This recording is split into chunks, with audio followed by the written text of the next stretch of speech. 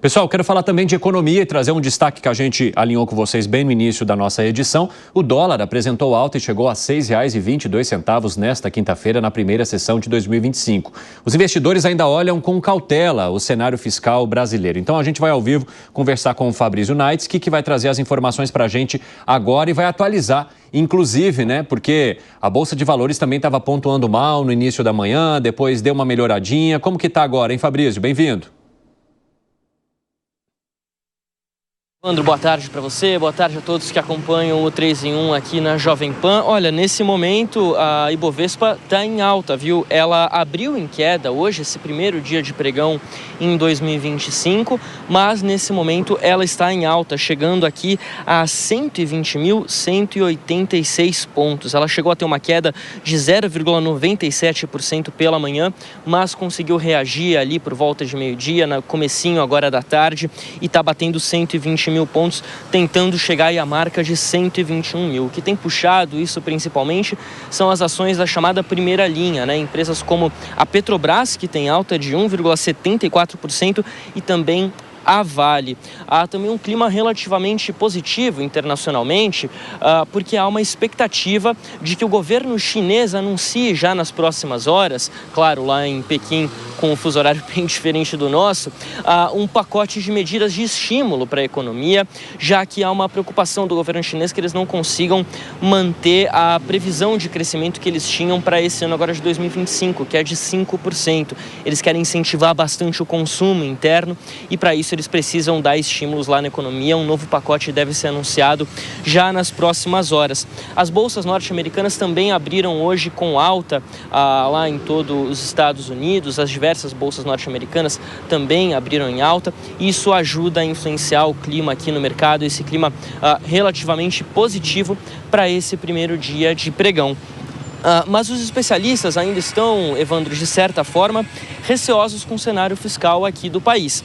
Isso pode acabar afetando principalmente a cotação do dólar. Segundo o Banco Central, o dólar nesse momento está sendo cotado a R$ 6,20. Claro que a gente vai aguardar para ver como é que ele vai fechar hoje aqui no país, mas não há previsão, por exemplo, de leilão de dólares, como havia sido feito nos últimos dias ali de 2024, para conter a alta do dólar.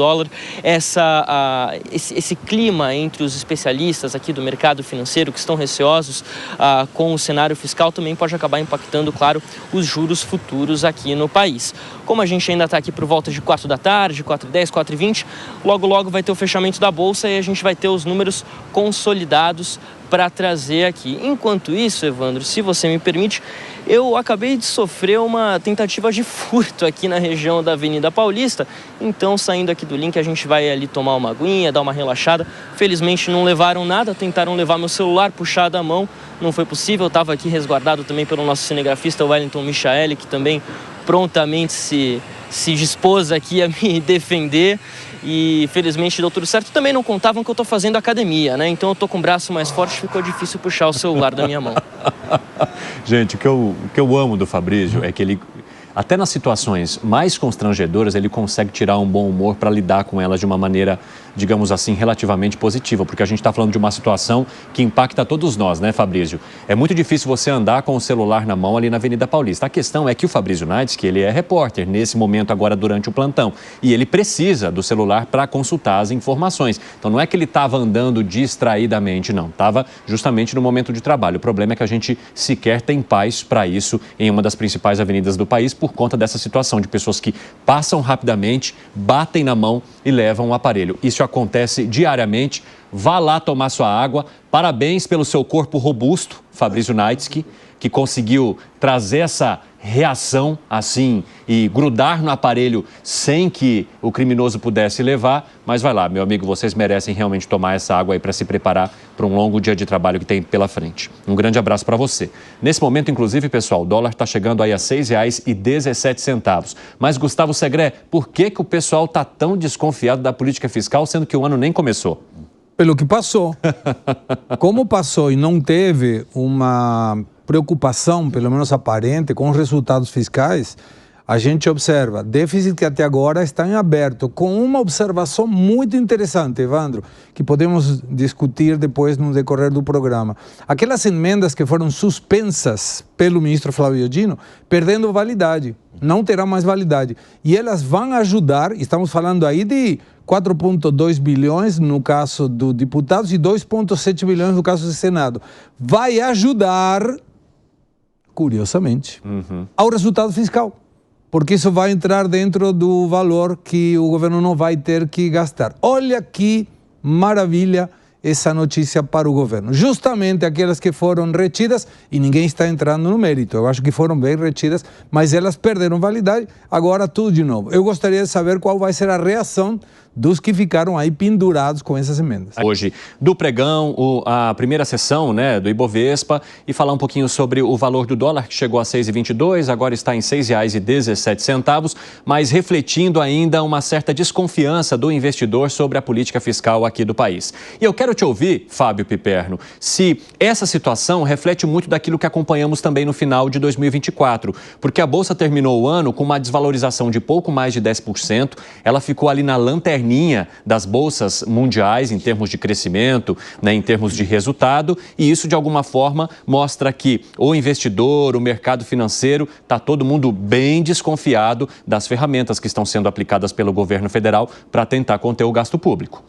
Ô, Evandro, claro que hoje, por ser o primeiro dia útil do ano, né, ainda é um dia de pouca movimentação. É difícil a gente apontar que hoje o dia acabou revelando alguma tendência para o resto do ano, né?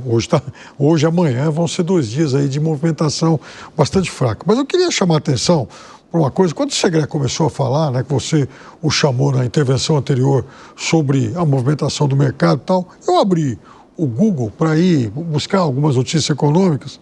Aí tem um portal aqui, ó, até vou mostrar para o Segré aqui. Enfim, a notícia é: dólar dispara no primeiro dia de Calípolo como presidente do Banco Central. Mas nem conheço, esse aí eu não sei quem é que está escrevendo. Então, abri o Google, era o primeiro que tinha lá. Então, vejam, como é que esse tipo de notícia ganha destaque num buscador, né, como o Google, que é tão importante, todo mundo vê. Então, eu gostaria de saber qual é o interesse também desses algoritmos em promover esse tipo de coisa. Só pode ser patrocinado, Evandro, porque, sinceramente, ninguém conhece esse site. Eu não conheço. Ninguém. Não é culpa do Galípolo que o dólar esteja nesse patamar. E nem disparou hoje, né? Nada. Mas eu gostaria de complementar que quando você toma, e pode ser uma explicação, quando você toma o resultado da Bolsa no ano 2024, deu uma perda de 10%, um pouquinho mais de 10%. Isso, um pouquinho mais de 10%. Mas isso em reais. Quando você coloca o valor de alguém que colocou dinheiro em dólares, você está com um prejuízo de 38%. Isso é muito dinheiro. Imagina alguém que trouxe dólares, colocou na bolsa um ano atrás, 100 dólares, e está levando agora 62 dólares. Então você fala, opa, peraí, é uma diferença que eu não gostaria de ter. O dólar é um bem transável, seguia pela oferta e pela procura. O Brasil tem muita oferta de dólares, superávit da balança comercial, investimentos diretos do exterior, e a contrapartida é saída de dólares por distribuição de dividendos, que muitas multinacionais aproveitaram para não ter que pagar o 15% adicional. Muita gente que perdeu dinheiro fez o que economicamente se chama stop loss. Parei o prejuízo, assumi que perdi 38% em dólares, vou buscar outro lugar melhor. Então é normal que isso aconteça, não me parece tendência, concordo com o Piperno, mas o que vem pela frente vai depender muito do governo, não do Galípolo, do governo. Por que isso? O risco do país está subindo, subiu 73 pontos só nesse ano, está a mais de 200 pontos, é uma questão que não se via desde muito tempo atrás. Então isso são alertas que você tem que observar. E o dólar é uma forma de que aquelas pessoas que estão na Bolsa de Valores e querem retirar o dinheiro do exterior têm que comprar dólares, isso aumenta a demanda e, consequentemente, aumenta a cotação. Fala, Kriegner. Exato, não, isso é análise perfeita e acho que um dos pontos de incerteza bastante volta na questão e entra um pouco mais na seara política, que é justamente a incerteza quanto à capacidade da liderança do Ministério da Fazenda em executar todas as medidas que estão sendo prometidas. Por mais que os pacotes aí que estão sendo apresentados, aprovados, eles são insuficientes, né, considerados insuficientes pelo mercado, ainda assim existe uma desconfiança de que essas medidas vão ser conduzidas a cabo ao fim de ser realmente concluídas e vão trazer um benefício aí para a economia. Já estamos em breve aí, né? Logo chegando ao aumento da Selic, outras taxas também que vão ser questionadas, e isso tudo traz instabilidade. Né? Ô Fábio Piperno, você acha que há motivo para que se olhe com tamanha desconfiança o que pode ser aplicado de política fiscal pelo governo neste ano de 2025, a partir do que ele sinalizou nas últimas conversas antes do ano passado se encerrar? Veja, Evandro, eu sempre chamo atenção para isso, né? Eu gosto dos números prontos e cheios. Então, a gente teve 2024 em que a inflação foi mais ou menos igual a de 2023. Ela é 0,1 menor, inclusive. O menor índice em 4 anos. Igual de 23, vai. O Brasil teve, em 2023, um déficit fiscal de 2,2. Deve ter fechado agora em 0,5.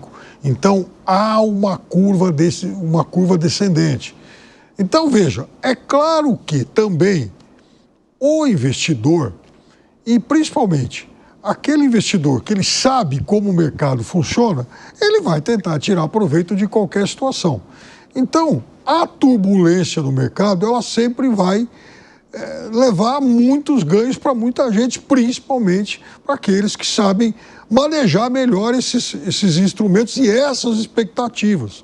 Então, do ponto de vista, olhando a macroeconomia, a gente não vê, fora a questão, por exemplo, do déficit fiscal, que, embora tenha caído, ainda existe, né? Nenhum outro indicador, enfim, negativo. Ora, e aliás, a gente está vendo vários dados setoriais serem divulgados nesses últimos dias. Que foi, Segre? Veja, comércio, né? O varejo, indústria automobilística, mercado imobiliário, todos esses mostraram números muito, muito positivos. Isso é verdade. Claro, mas como chegamos a isso? Essa é a dúvida. Como chegamos a isso? E por que mesmo com esses resultados positivos, em relação também, por exemplo, ao desemprego, Segre, você ainda também olha com desconfiança o que está sendo previsto aí pelo governo? Então, vamos lá. Primeiro, quando você tem crescimento da economia através de bomba, testosterona, anabolizante, que é o que está colocando o governo com uma política monetária expansiva, uma política fiscal expansiva, só tem na base todo mundo oxitocina, estamos todo mundo muito feliz, vamos gastar, isso gera um aumento da arrecadação e permite, pelo arcabouço fiscal, o aumento do gasto público. A minha preocupação e a preocupação do mercado é o que acontecerá no ano que vem, quando nós estamos hoje com uma base de arrecadação, 100. O ano que vem o crescimento econômico vai ser menor que esse ano. Salvo que... Não, eu te aposto o que você quiser. Não, mas então... o que você quiser. Então, calma aí. Então, se eu apostar com você e você o que ganhar, você quiser. Vai ser a primeira vitória em 4 anos que essas apostas têm. Porque nos últimos 4 anos apostaram sempre em crescimento raquítico da economia e não aconteceu isso. Mas é que tem essa justificativa, Piperno. Se eu coloco a uma pessoa testosterona por todos os lados, ele vai ficar um monstro indo na academia. Tira a testosterona, ele vai fazer murcha de novo. Então, se o ano que vem o governo vai apontar a isso também, nós vamos ter um problema muito sério, porque a inflação vai disparar, o dólar vai continuar alto, porque todo mundo está observando que isso foi artificial. Se não acontece... Todo mundo quem? Isso é uma outra questão. Vamos lá, vamos supor. Você me diga, quanto seria o crescimento que você aposta para esse ano 2025? 4%. 4%? Explodiu tudo. Se é 4%, explodiu tudo. Por quê? Porque você não pode ter um crescimento do PIB maior aumento da capacidade de produção. Você não pode ter um aumento produtivo, de produtividade que seja inferior ao crescimento do PIB. Isso é um outro falso mito. Não, o valor econômico... eu estudei à toa, então eu não sei. O valor econômico fez uma ótima avaliação sobre isso, colocando em dúvida o seguinte, será que essas avaliações de que o Brasil está crescendo acima da sua capacidade produtiva, elas estão corretas? E eles mostram o seguinte, olha, eles estão errando todo ano, não só agora com o Lula, mas já com o Bolsonaro no final. Então, será que nós não estamos subestimando a capacidade produtiva do Brasil? É que quando essa você é tem uma outra dúvida. Com uma carga tributária como que nós temos, com uma carga dos encargos sociais com o peso que nós temos, com um gasto público que não mostra nenhuma diminuição, e aí vem a outra preocupação. E nós falamos sobre isso aqui há muito tempo atrás, quando discutimos o arcabouço fiscal. Tinha um detalhezinho. O arcabouço fiscal não linkava nenhuma responsabilidade fiscal se não fosse cumprido. E não foi cumprido. Não vai ser E cumprido. vou te falar uma coisa. Esse ano já teria sido um ano de 4%, não tivessem ocorrido 2 mega acidentes climáticos. A seca do Centro-Oeste no início do ano e as inundações do Rio Grande do Sul. Eu celebro que não tem um crescimento ou tão alto sem a estrutura, Piperno, porque quando você tem um crescimento muito alto, artificial, e é um crescimento artificial, porque estão colocando muito dinheiro na base, é uma situação em que isso explora o aumento da inflação. E para isso, então por que o Banco Central está aumentando tanto a taxa de juros? No caso do Rio Grande do Sul, teria sido um crescimento normal. Não seria um crescimento artificial. Mas qual foi o impacto? Até agora não ficamos sabendo. Eu lembro que nós falamos aqui, inclusive, com Alan Gani, a economia que o impacto deveria ser... Sim, e nesse lugar, inclusive, a nossa expectativa é que fosse um decrescimento de 0,4 a 0,5, o que freava o crescimento. Tanto que quando foi o desastre de Mariana, foi 0,2 o decrescimento. Então, a minha preocupação está que o ano que vem, se não crescer, vamos deixar em aberto, se não crescer o PIB, como está previsto, como o Piperno está propondo, ou ele está com essa expectativa, a arrecadação ela pode se manter ou decrescer em termos da base de hoje, e isso permite que o governo volte a subir o gasto público em 0,6%. Hoje nós temos um monte de coisas que não entram na conta do déficit, mas precisa ser avaliado pelo financiamento. Por isso a dívida estava em 71,2 quando o governo Lula assumiu e hoje está em 77,7.